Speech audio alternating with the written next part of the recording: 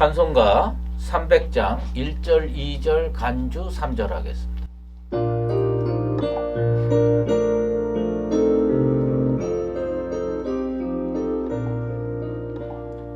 내 맘이 낙심되며 근심에 눌릴 때 주께서 내게 오사 위로해 주시네. 가는 길 깜깜하고 괴로움 많으나 주께서 함께하며 내 짐을 지시네. 그 은혜가 내게 족하네. 그 은혜가 족하네. 이 괴로운 세상 지날 때 그 은혜가 족하네. 희망이 사라지고 친구 날 버릴 때 주 내게 속상이며 새 희망 주시네. 싸움이 맹렬하여 두려워 떨 때에 승리의 왕이 되신 주 음성 들리네. 그 은혜가 내게 족하네. 그 은혜가 족하네. 이 괴로운 세상 지날 때 그 은혜가 족하네.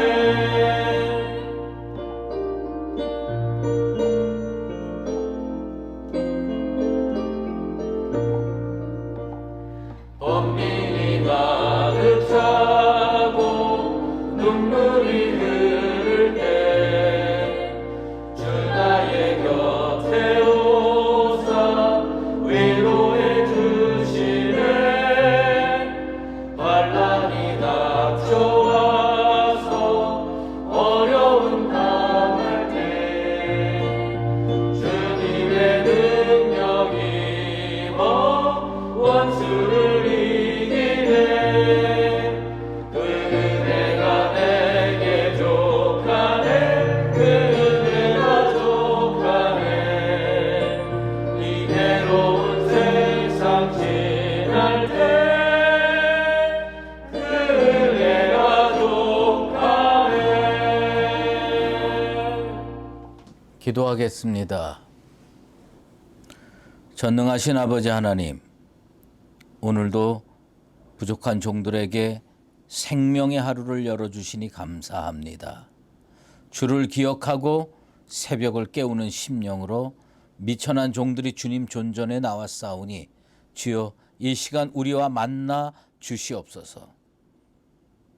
주의 성산에서 모세가 떨기나무 체험을 했던 것과 같은 은혜의 시간이 되게 하여 주시고 세상이 주지 못하는 한량없는 은혜를 체험하는 복된 시간 되게 하여 주시옵소서.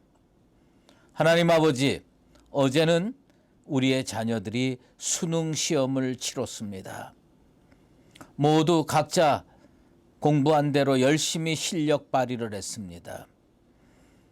이 시간 하나님 앞에 우리의 자녀들을 맡기오니 하나님께서 그들을 손에 붙드시고 미래를 주님께 맡기오니 주께서 선하게 인도하셔서 우리의 자녀들이 세상에 나가서도 마음껏 꿈을 펼치며 믿음 안에서 미래를 개척해 나가고 복된 성산에 설 수 있도록 은혜로 붙들어 주시옵소서.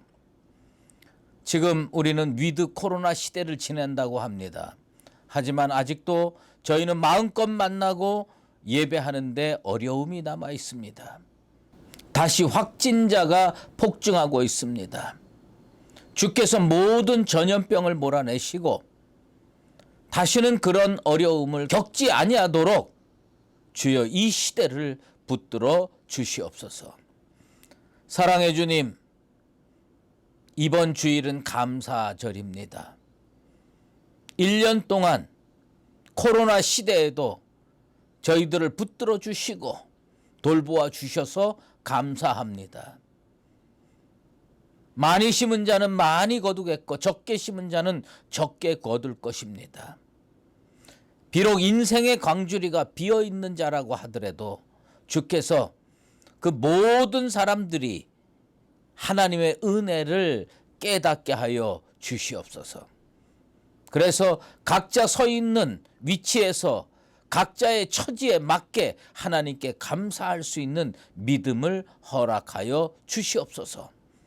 주께 감사하는 자가 더 큰 은총의 미래로 나아갈 수 있음을 깨닫게 하여 주시옵소서. 이제 말씀 앞에 나아갑니다. 주여, 마음을 열게 하시고 귀를 열게 하시고 말씀 앞에 겸손히 무릎 꿇게 하여 주시옵소서. 생명의 말씀이 우리 영혼을 소생케 하시며 오늘 하루도 말씀 붙들고 승리하며 살도록 은혜 위에 은혜를 더하여 주시옵소서. 예수 그리스도의 이름으로 기도드리옵나이다. 아멘. 오늘 우리에게 주신 하나님의 말씀은 요한복음 16장 7절에서 8절입니다. 그러나 내가 너희에게 실상을 말하노니 내가 떠나가는 것이 너희에게 유익이라. 내가 떠나가지 아니하면 보혜사가 너희에게로 오시지 아니할 것이요 가면 내가 그를 너희에게 보내리니 그가 와서 죄에 대하여 의에 대하여 심판에 대하여 세상을 책망하시리라. 아멘. 보혜사 성령의 첫 번째 사명이라는 제목으로 말씀 증거하도록 하겠습니다. 그본새 한 문장입니다. 하나님께서 나를 용서하실 수 있는 유일한 근거는 주님의 십자가입니다. 구속의 기적은 하나님께서 나를 변화시키시는 것입니다.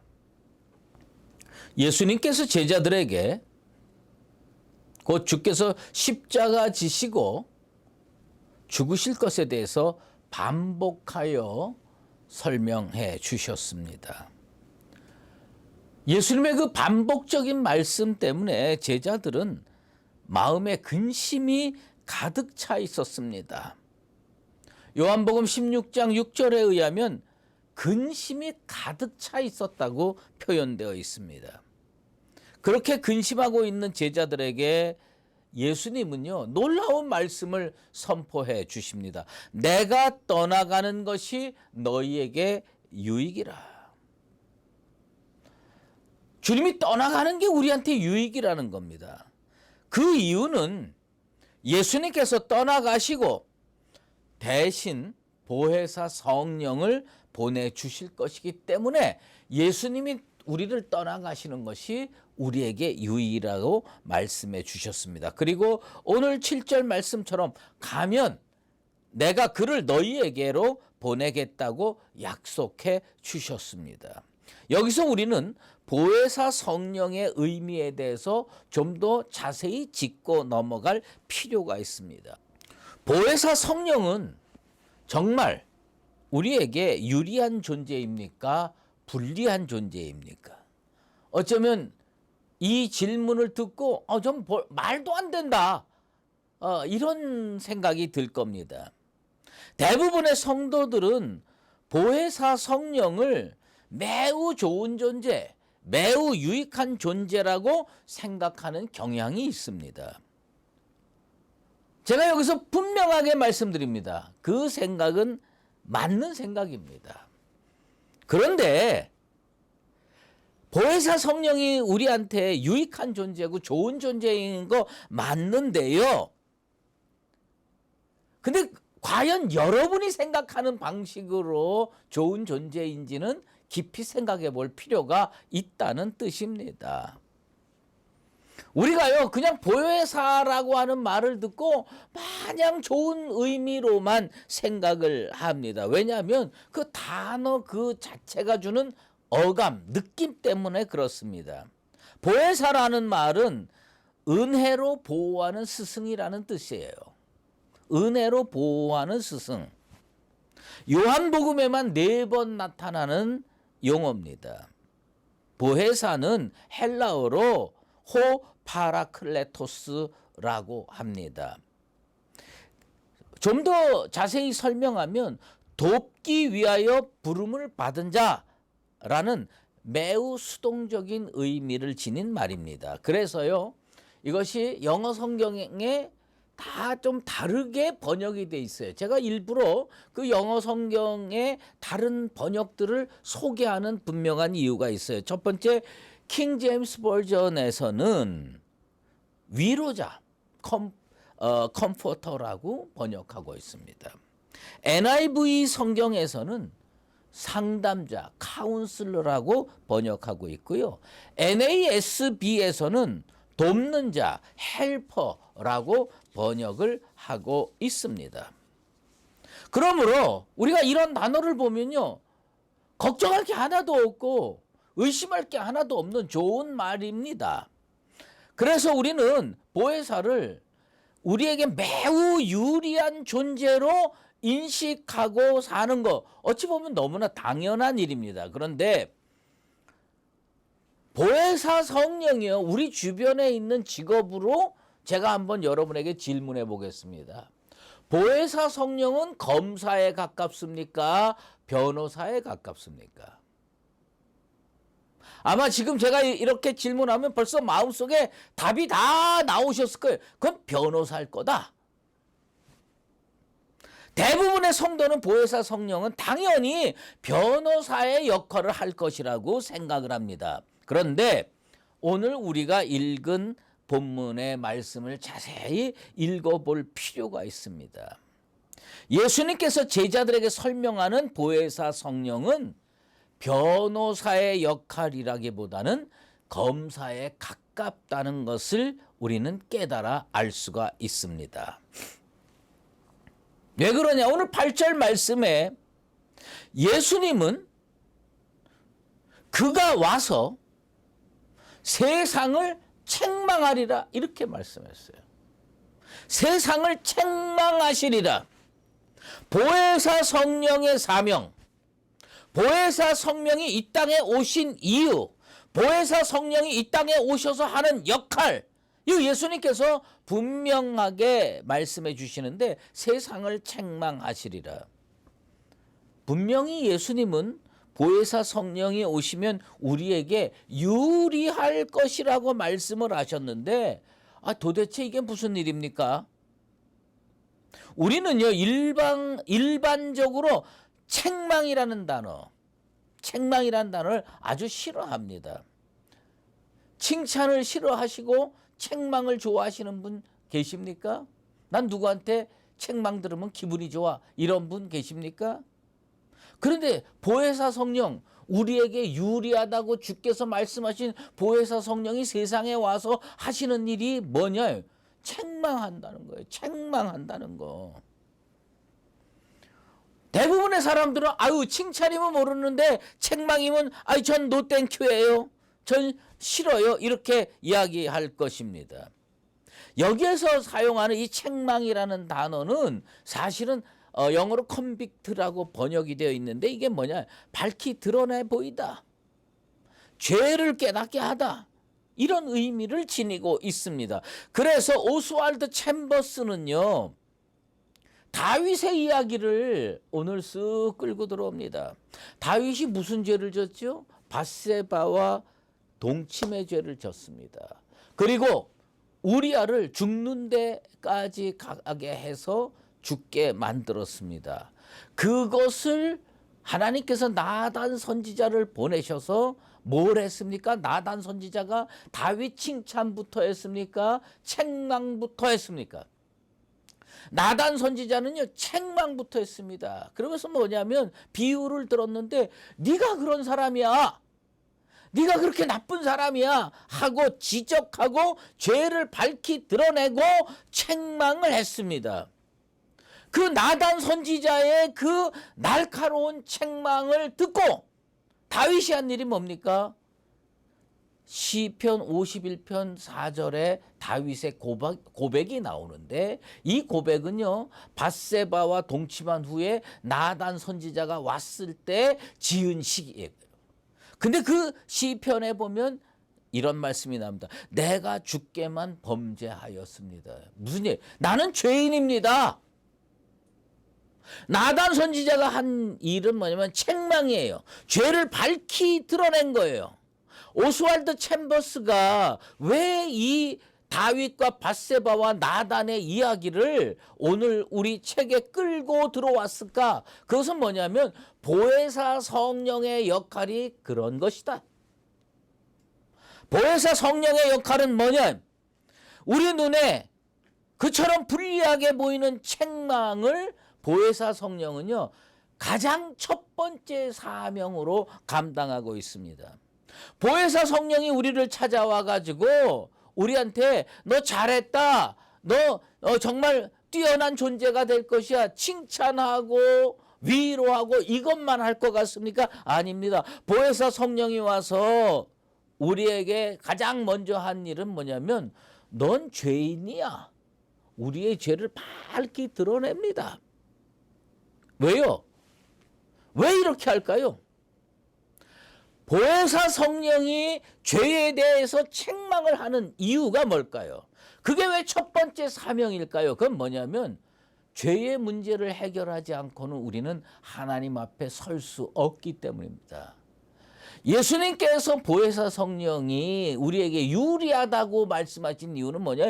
성령이 우리 속에 들어와서 죄를 깨닫게 하는 거예요. 그리고 뭐예요? 우리 하나님 앞에 엎드려서 회개하는 거예요. 자복하는 거예요. 하나님, 내가 이런 죄를 졌습니다. 여러분, 용서받지 못한 죄인은 하나님 앞에 설 수 없습니다. 보혜사가 위로자인 이유, 보혜사가 돕는 자인 이유, 그건 뭐냐? 우리로 하여금 죄를 깨닫게 하고 주님 앞에 바로 설 수 있게 하는 역할을 하기 때문에 우리가 그 보혜사 성령의 도움을 받고 하나님 앞에 회개하고 믿음의 자녀로 나아갈 수 있다는 겁니다. 보혜사 성령이 책망할 때는 불편합니다. 보혜사 성령께서 나의 죄를 밝히 드러낼 때 힘듭니다. 하지만 보혜사 성령이 검사처럼 우리의 죄를 추적하여 밝히 드러내고 그로 인해서 우리가 하나님 앞에 엎드려 자복하고 회개하면 이제 우리는 뭐예요? 하나님 앞에 용서받은 자로 설 수 있다는 겁니다. 보혜사 성령이 왜 유리하냐? 성령이 나로 하여금 죄를 깨닫게 하는 거예요. 그리고 회개하게 하는 거예요. 그걸 도와주시는 거예요. 그리고 그를 우리가 하나님으로부터 더 큰 위로로 나아갈 수 있도록 인도하시는 겁니다. 여러분, 용서가 참 중요합니다. 용서가 왜 중요하냐? 용서는 단순히 나의 죄를 용서함 받아가지고 구원받고 천국 간다는 의미를 뛰어넘습니다. 그건 뭐냐면 용서받는다는 것이 뭐냐? 나는 이제 새로운 관계에 들어가는 거예요. 용서받기 전에는 하나님이 무서워서 그 앞에 감히 나갈 수 없는 죄인들이에요, 우리가. 근데 예수 십자가의 보혈로 용서받을 근거를 다 마련해 놓으시고 성령께서 보혜사 성령께서 찾아와서 너 죄인이야 하고 깨닫게 하셔서 우리는 그 앞에 엎드려서 회개하는 겁니다. 그리고 예수 보혈로 머리끝부터 발끝까지 죄가 싹 다 용서받는 거예요. 그러면 그 다음에 뭐냐? 나는 하나님 앞에 설 수 있는 존재가 되는 거예요. 뭐예요? 하나님은 나의 아버지고 나는 아들이에요.